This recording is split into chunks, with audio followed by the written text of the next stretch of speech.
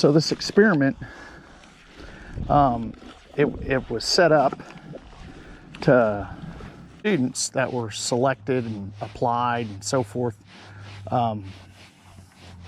for the study. It was a psychological study about prisoners, but they had these two roles, prisoners and guards, and they had like 20 each, right?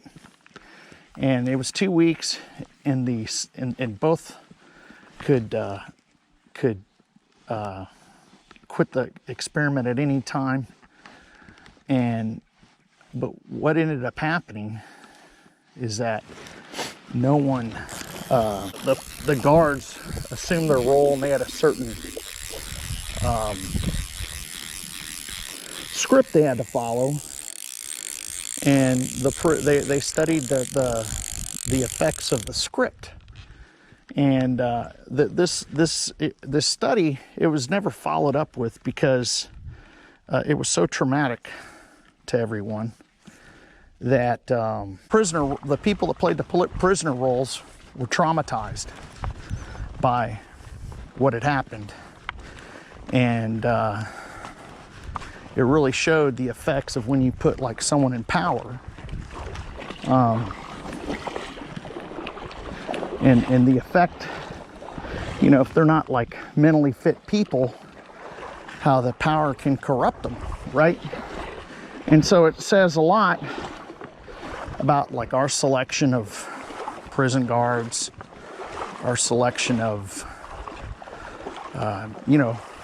politicians, police officers,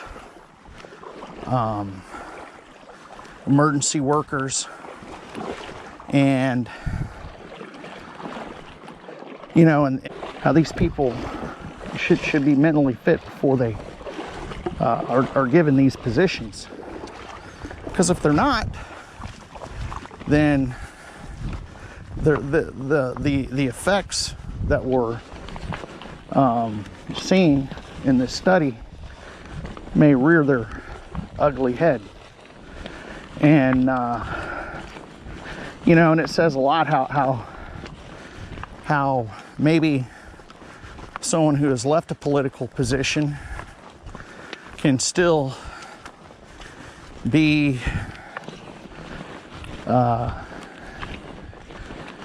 addicted to that position or so forth, right? And want to still call the shots with all that power. All right. So what ended up happening is these actors that played the prisoners, they were confined.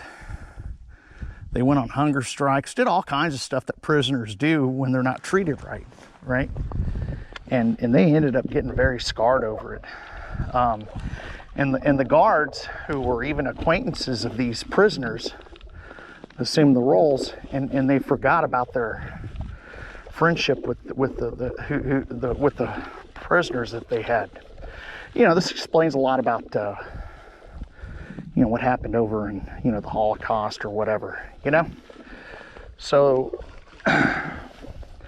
it's not an ethical or legal study, but the fact that they made this mistake and followed through with this study tells us a lot.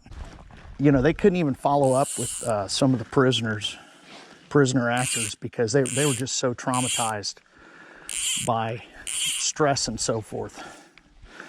And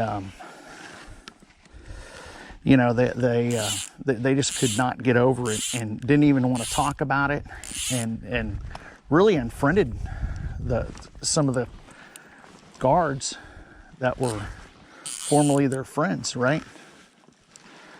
And it was just a nasty situation to be involved,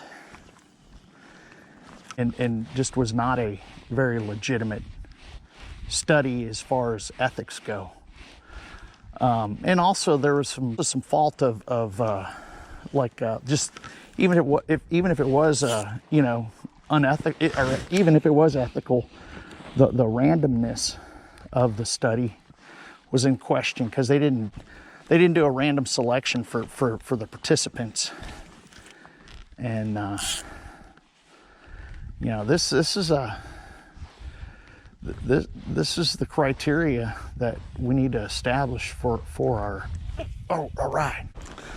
So the guards attempted to enforce their authority on these the guards. So and they got very authoritative.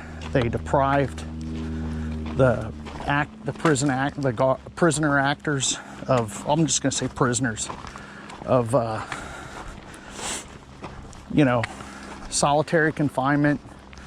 The prisoners would even go on a hunger strike, and the guards would you know, do all kinds of heinous things to them. I mean, it was like they're in you know, like you know, like they were actual prisoners of war. I mean, it got really bad. You know, left them alone without any clothes on except maybe their underwear, and I mean, it was really bad. And you know, and the prisoners would revolt and rebel and go on hunger strikes and get real nasty back at the guards to counter their nastiness, right? And I don't even know if the ones that didn't volunteer anymore were actually even listened to, or if they couldn't because of the situation, you know, because of the you know, that where you can't you know, you get used to your captors. If that was the case, and they couldn't actually see that it was just very unethical and just a very heinous deal to go through. And you know, probably the biggest thing was to make sure, you know, with this study, was to make sure that when you're doing a study to research for psychology or whatever, that you don't do any more harm, right? You know, and you have like legitimate results, right? And you know, you have to have like ethics involved in it. And the whole thing was just a mess. There was a lot, you know, and it taught us a lot, and it's cited, but it's never been a legitimate study, so you can't make any like clinical judgments on it. But it just taught us how to conduct studies, right? And it taught us a little bit about ethics and stuff, and you know, and in the situation like that. You know, I believe during the Iraq War, the prisoners over here, they like really tortured them and humiliated them, and people got prosecuted. And you know, and some of these people probably would never think, and would be probably turned off to think that they would do these things, you know, in a war crisis, you know. So, and just given a power and authority. But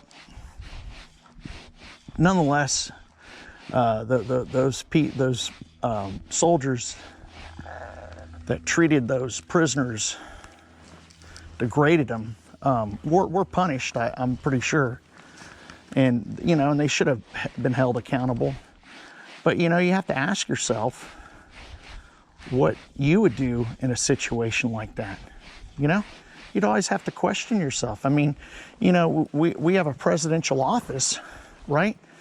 And in, you know, in government offices, that these people are like literally, well, I'll never take advantage of my position to do something like that, right? And that could be their campaign promise, you know, when they first become a politician. But you get into peer pressure, right, with other politicians, and and people say it's a fringe benefit. of being in office. You know, you deserve the money for all the hard work you do, and you know, and morally, you do things that aren't acceptable, and it's not that you may have not came up with them, but just the fact that you're in a group, and that's what the Stanford Prison Experiment. That's what the Stanford Prison Experiment tells us.